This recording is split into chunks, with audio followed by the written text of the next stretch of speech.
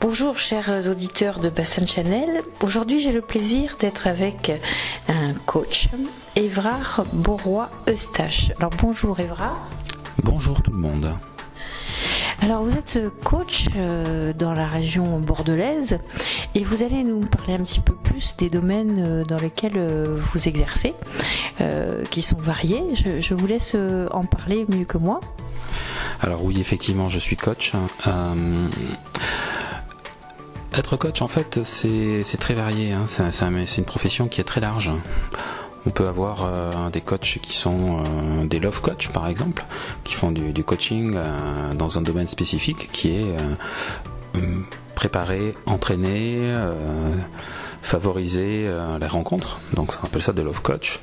Vous avez d'autres coachs qui vont travailler sur du coaching d'estime de soi par exemple. Donc là ils vont avoir un public aussi qui va avoir besoin d'un coach pour pouvoir l'accompagner, l'aider à se mettre en contact avec ses ressources. Ma spécificité, moi, je suis coach d'altérité. Coach d'altérité, ça veut dire quoi ? Ça veut dire que je travaille essentiellement, lorsque j'accompagne les personnes, sur la quête de sens, le sens qu'ils donnent à leur vie. Alors, c'est un large programme, mais l'altérité peut s'appliquer dans le domaine professionnel. Quel sens vous donnez à votre activité professionnelle ? En quoi elle est enrichissante pour vous ? Elle vous relie à votre identité, à ce que vous êtes au plus profond. À travers ça nécessite derrière des changements comportementaux, des changements de croyances, peut-être des valeurs que vous allez recontacter en vous, valeurs liberté, autonomie, partage par exemple, ou autre encore. Alors ma profession de coach, je l'applique, je l'utilise dans différents domaines, en cabinet d'abord, car j'ai un cabinet sur la région bordelaise, plus précisément à la périphérie bordelaise, à Mérignac, Saint-Augustin.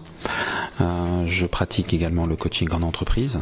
Donc là c'est un peu plus large, un peu partout dans le territoire français, où justement je vais être amené à accompagner des personnes, des RH par exemple, des cadres, qui arrivent à un moment de leur carrière professionnelle où ça peut être un peu difficile de faire le changement professionnel, évolution interne ou externe d'ailleurs. Et là ils ont besoin effectivement d'un coach. Et le coaching d'altérité que j'utilise, sur lequel je m'appuie, leur permet justement de retrouver du sens à ce qu'ils font. Dans le brouillard, de trouver le chemin, leur chemin en tout cas. Et en dehors donc des professionnels, il y a des publics privés. Quel type de public avez-vous ? Essentiellement du public, des personnes qui viennent me voir car qui sont à la croisée des chemins. C'est vraiment ça. Lorsque vous êtes sur un chemin de vie, qu'il soit professionnel d'ailleurs ou privé, ou personnel ou familial, par moment faire des choix c'est difficile. Donc le coach a pour fonction, et mon coaching a pour fonction, d'aider la personne à contacter les ressources qu'il a en lui, la motivation. Et ça se passe concrètement comment une séance alors dans l'ordre privé par exemple ? On vient chez vous, on prend rendez-vous bien sûr, et puis ça se passe comment ? C'est dans un cadre agréable où on se laisse aller, ou expliquez-nous un petit peu. Oui, alors c'est très varié. Moi je m'adapte essentiellement aux personnes. D'abord mon cabinet c'est un espace un peu cocon, dans lequel on se sent bien, dans lequel on a envie de travailler sur soi. C'est un travail sur soi, on parle de développement personnel. Seulement, des fois, ça arrive aussi que je vais être amené à coacher dans un parc. Ou lorsque je coach certaines personnes qui sont très très pressées par le temps, de les coacher entre deux avions à l'aéroport. C'est très très large en réalité. Je m'adapte en fonction des disponibilités de la personne. 80% de mon temps, c'est en cabinet, c'est dans un cadre où on est deux ensemble à travailler, parfois debout, on va marcher, parfois assis, on est chacun confortablement installé sur notre fauteuil, parfois même allongé, puisque j'utilise différents outils pour pouvoir accompagner. Coacher, c'est aussi une profession, mais c'est aussi utiliser derrière cette profession des outils. Et d'ailleurs, en parlant d'outils, je suis enseignant un certain nombre d'outils qui sont la PNL, l'hypnose ericksonienne et les mouvements oculaires. C'est les outils principaux que j'utilise dans mon accompagnement. Alors, un petit peu plus d'éléments, par exemple, sur l'hypnose ericksonienne. Quelle est la différence entre l'ericksonienne et celle qui ne l'est pas, par exemple?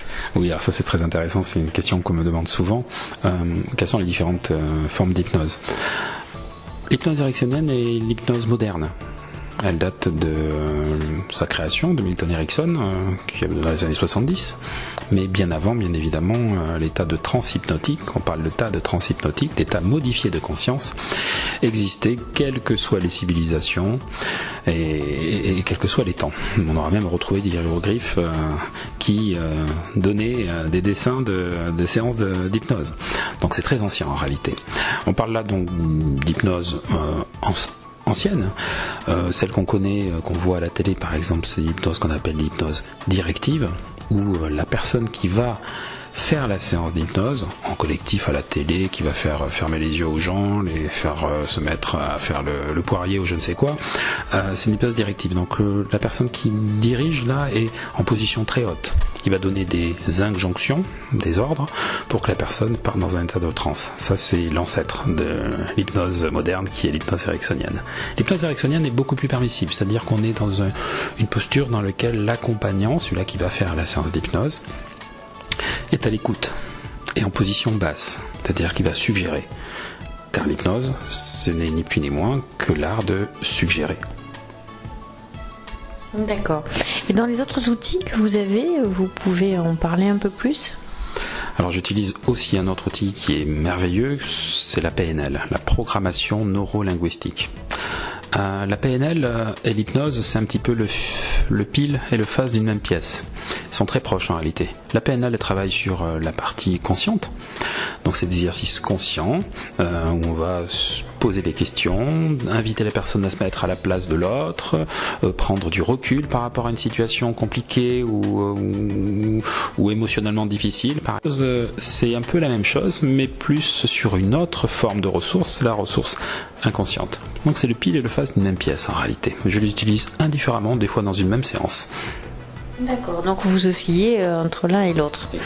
Bon, c'est très large. Et vous avez comme genre de personnes beaucoup de femmes ou hommes et femmes aujourd'hui, c'est aussi des questionnements masculins? Et oui, tout à fait. Alors ça c'est très intéressant, très intéressant. Au début, quand j'ai commencé il y a quelques années, j'avais 90% de personnes féminines qui venaient et qui travaillaient sur elles pour évoluer, avancer, être mieux dans leur peau, mieux dans leur tête, plus en accord avec leur envie, leurs souhaits, leurs rêves, leur capacité à atteindre des objectifs. C'était essentiellement des femmes. Et petit à petit, année après année, on est en train d'observer un changement radical à ce niveau-là. De plus en plus d'hommes prennent conscience de l'importance d'être en accord avec soi. Et ça, c'est une bonne chose parce que pour notamment les rapports de couple, c'est important que l'homme trouve sa place aujourd'hui, je pense aussi. Ça a été difficile ces dernières années de suivre l'évolution des femmes qui se sont beaucoup libérées. Et donc, du coup, d'être en accord et en harmonie, c'est très bien qu'ils s'y mettent. Exactement. Et un peu de force d'ailleurs pour certains. Ils disent bon ben madame, souvent j'ai madame en cabinet que j'accompagne et puis gentiment elle va suggérer à monsieur de venir me voir. Et monsieur vient me voir un petit peu dépité en me disant elle avance, elle se développe, elle a plein de projets et puis moi j'ai l'impression d'être à la ramasse, d'être un peu à côté. Est-ce que vous pouvez m'accompagner? Voilà. Alors dans les projets que vous avez, il y a aussi un grand projet qui nous concerne et vous tous, chers auditeurs, puisque Évrard participe à cette création de radio, télé, web dans des domaines qu'il affectionne et je laisse vous les présenter. Alors oui, tout à fait. Donc j'ai l'immense chance et le plaisir de pouvoir participer à la radio à travers 2 émissions. Je vais proposer dans les semaines qui viennent 2 émissions assez intéressantes, je crois, qui vont vous plaire. La première, c'est une émission de méditation pour la planète Terre. C'est des états de transe collective que je proposerai, des suggestions. Je raconterai de belles histoires merveilleuses en contact avec la nature, des moments féeriques, des moments de vie, des moments d'exploration, de découverte.